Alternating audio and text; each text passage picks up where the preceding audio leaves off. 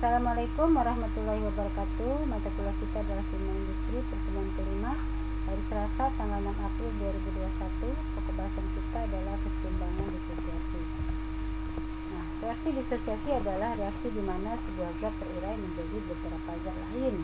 Karena reaksinya reversibel, maka dikenal pula dengan kesetimbangan disosiasi.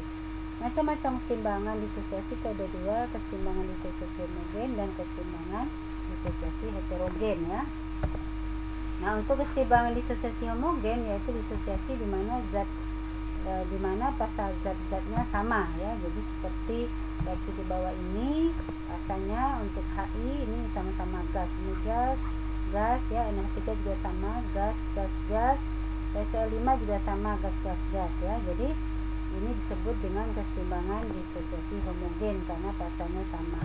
Sedangkan kesetimbangan disosiasi heterogen itu di mana pasal-pasal zat yang ada itu berlainan. Seperti contoh soal ini, CaCO3 padat ya, padat gas ya. Jadi ini 2BaO2 padat gas. Jadi pasalnya lebih dari satu ya, itu disebut dengan heterogen ya, kesetimbangan heterogen. Nah, untuk perhitungan diberikan pengertian derajat disosiasi yaitu perbandingan antara zat yang terurai hanya ada satu. Jadi kalau satu itu adalah zatnya terurai semua, kalau 0 alfanya 0 belum terurai ya. Nah, derajat disosiasi dapat dinyatakan dengan pecahan atau persentase hubungan. Nah ini ya, untuk alfa sama dengan 1 zatnya terurai semua, alfa sama dengan 0 zatnya belum terurai. Hubungan kualitatif antara derajat disosiasi dengan pengaruh tekanan atau volume dan konsentrasi sebagai berikut ya. Pada reaksi disosiasi jumlah molekul zat reaktan selalu lebih kecil sama dengan jumlah molekul zat hasil, sehingga dapat disimpulkan bahwa satu jika tekanan lebih besar dan volumenya kecil maka reaksinya akan bergeser ke jumlah molekul yang kecil, jadi ke zat reaktan atau sebelah kiri ya, berarti memperkecil harga alfa atau derajat disosiasi. 2. Penambahan salah satu konsentrasi komponen zat hasil akan memperkecil harga alfa ya. Nah, di sini ada contoh soal yang berhubungan dengan derajat disosiasi tadi. 1. Hubungan alfa dengan perubahan volume ya.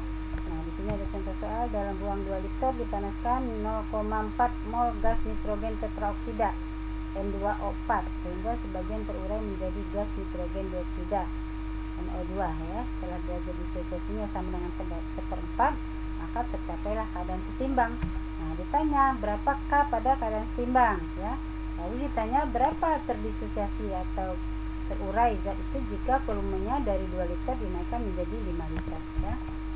Nah, di sini kita jawab ya, mula-mula N2O4-nya di dalam soal tadi 0,4 ya. Nah, ini 0,4 mula-mula. Lalu terurai menjadi 1/4 ya. Nah, ini mula-mula 0,4 yang bereaksi atau terurai 1/4 kali 0,4 ya. Kali ini 2 kali 1/4 kali 0,4 ya.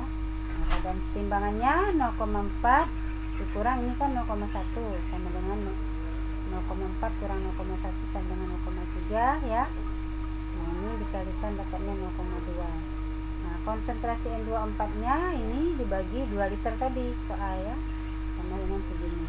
Konsentrasi NO2-nya 0,22 dibagi 2 liter dapatnya segini. Maka K rumusnya sama dengan ya, konsentrasi ini angka 2 dibagi konsentrasi N2O4 ya. Jadi setelah kita masukkan dapatlah K-nya 1/15 ya. Nah, untuk volume yang 2 liter dinaikkan menjadi 5 liter, maka nanti kita misalkan disosiasinya X ya, karena kita mau cari berapa disosiasi untuk volume 5 liter. Nah, ini dimasukkan 0,4 ya. Ini nah 0,4X, ini 2 kali 0,4X. Nah, keadaan setimbangnya ini kurang ini. Jadi ini dikeluarkan ya, 0,4 1 min X. Nah, ini dikalikan dapat 0,8X. Konsentrasinya dibagi 5 liter ya, ini 0 dibagi 5 liter. Nah, untuk ini kita masukkan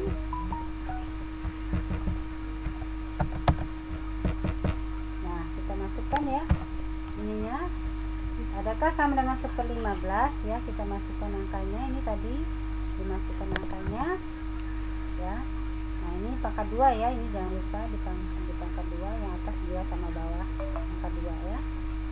kita kali, pindahkan ke depan jadi dibalik ya.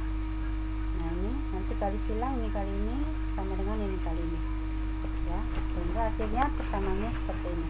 Nah, untuk mencari harga X maka kita harus menggunakan rumus ABC ya. Kita masukkan nanti ya, 1 B kuadrat 1 ditambah, nah ini plus karena min kali min ini ya, jadi plus nanti masukkan, sehingga kita dapatlah X12 nya adalah X1 nya 0,625. Maka derajat disosiasi yang barunya adalah 0,625 yang 5 liter volumenya. Jadi naik ya volumenya, kalau yang 2 liter tadi 0,25 plus per 4, yang kita naikkan jadi 5 liter dia 0,625 ya. Nah contoh nomor 2, hubungan alfa dengan perubahan konsentrasi. Dalam ruang 1 liter terdapat kesetimbangan pada temperatur derajat Celcius antara 2 mol gas ini TCl5, 2 mol, 3 molnya TCl3 ya, 2 molnya TCl2 ya. Ditanya berapa derajat disosiasinya. Nah reaksi kembalinya 2 ya, ini 2, 2, ini 1 mol, 1 mol, 1 mol. Jadi kalau reaksi kembalinya 2, maka ini 2, 2, 2 semua ya. Nah mula-mulanya kita jumlahkan jadi 4, yang ini kita kurangkan. Maka nah untuk mencari apanya, berapa derajat disosiasinya, yang terurai dibagi mula-mula ya, jadi setengah. Nah ini K sama dengan konsentrasi ini kali konsentrasi ini. Nah ini ya, 3 kali 2 per ini ya, 2 sama dengan 3 ya. Nah untuk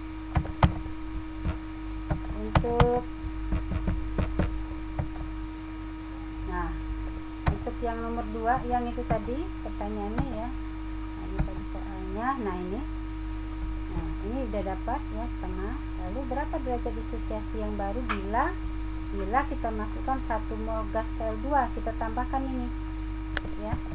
Nah ini penambahannya. Nah tambahkan dari luar 1 mol gas Cl2, maka kita cari berapa derajat disosiasinya. Nah jadi dia nih mula-mula 4 ya tadi. Mula-mulanya yang tadi ya, yang sebelah bawah ini kita ambil. Nah ini 4, ini kan mula-mula ini 1 ya. Nah itu dari situ angkanya. Nah ini ya mula-mula 4, ini 1, ini kan kosong mula-mula ya. Nah lalu ini kita misalkan X ya, yang terurainya karena kita mau cari X.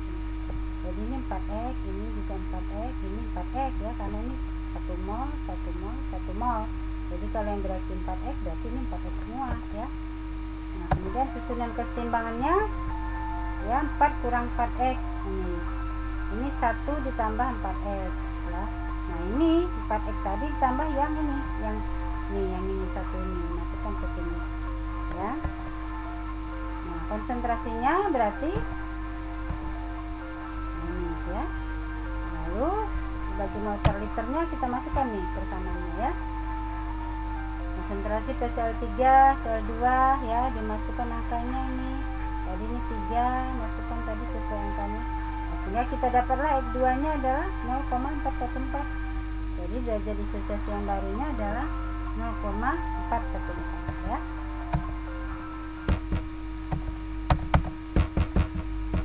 Nah, kemudian sehingga susunan kesetimbangannya itu adalah demikian ya, kita masukkan PCl5 tadi, masukkan angkanya ya.